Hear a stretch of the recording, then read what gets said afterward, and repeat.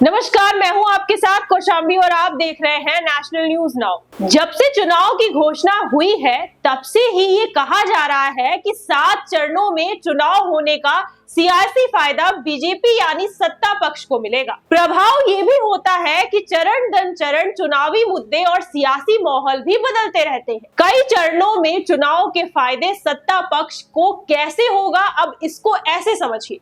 जब देश भर में चुनाव हो रहे होंगे और विपक्ष का नेता केरल में अगर कोई बयान देता है तो उसे बीजेपी यूपी से भी जोड़ने का दांव चलेगी। कांग्रेस का पूरा फोकस दक्षिण भारत की सीटों पर है, जहां का सियासी मिजाज उत्तर भारत से पूरी तरह अलग है। तमिलनाडु में डीएमके नेता अगर सनातन धर्म को लेकर टिप्पणी करते हैं तो फिर बीजेपी उसे यूपी में माहौल बना सकती है। बता दें, यूपी के साथ तमिलनाडु, केरल और दूसरे राज्यों में चुनाव हो रहे होंगे। बीजेपी नेताओं की कोशिश होगी कि दक्षिण में विपक्ष नेता अगर कोई बयान देते हैं तो उसे उत्तर प्रदेश से जोड़कर एक नैरेटिव बना सकते। बता दें, लोकसभा चुनाव यूपी में पहले चरण से लेकर आखिरी चरण यानी 7वें फेज तक वोट डाले जाएंगे। इस तरह करीब 1.5 महीने तक चुनावी माहौल यूपी में देखने को मिलेगा। चुनाव आयोग जिस तरह से हर चरण में 8 से लेकर 14 लोकसभा सीटों पर वोटिंग करा रही है, उसे निश्चित तौर पर तमाम चुनौतियों से निपटने में आयोग को मदद मिलती है।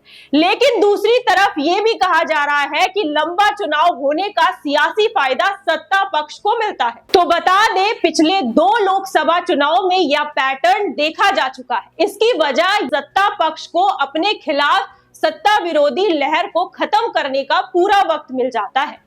इसके अलावा पीएम मोदी भी यूपी में हर चरण की सीटों पर प्रचार के लिए उतर सकते हैं। पीएम मोदी की चुनावी रैली होने का लाभ बीजेपी को मिलता ही आ रहा है। यूपी में विपक्ष की तरफ से अखिलेश यादव अकेले चुनावी रण में होंगे तो बीजेपी के तमाम नेता लगातार कैंप कर रहे होंगे। केजरीवाल का पूरा फोकस पंजाब और दिल्ली पर रहेगा तो तेजस्वी यादव बिहार में उलझे रहेंगे। यूपी में अखिलेश यादव के ऊपर पूरा चुनाव निर्भर करेगा कि वो कितने इलाकों तक पहुंच पाते हैं। उस समय उनके ऊपर अपनी पत्नी डिंपल यादव और अपने कुनबे की सीटों पर भी जीत दिलाने का जिम्मा है। जबकि बीजेपी की पूरी आर्मी चुनावी मैदान में होगी। 7 चरण में लोकसभा चुनाव होने से चुनाव प्रचार के लिए अच्छा खासा टाइम होगा। नरेंद्र मोदी बीजेपी के लिए जीत की गारंटी माने जाते हैं। 2014 से नरेंद्र मोदी के नाम और चेहरे पर बीजेपी जीत रही है। यूपी में सीएम योगी की भी अपनी छवि है।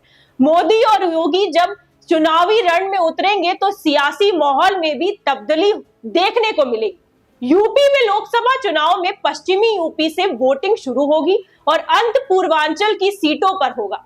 सूबे में पहले और दूसरे चरण में जिन इलाकों की सीटों पर चुनाव है उसमें ज्यादातर इलाके मुस्लिम बहुल माने जाते हैं। बीजेपी के लिए पश्चिमी यूपी से चुनाव का आगाज काफी मुफीद माना जाता है।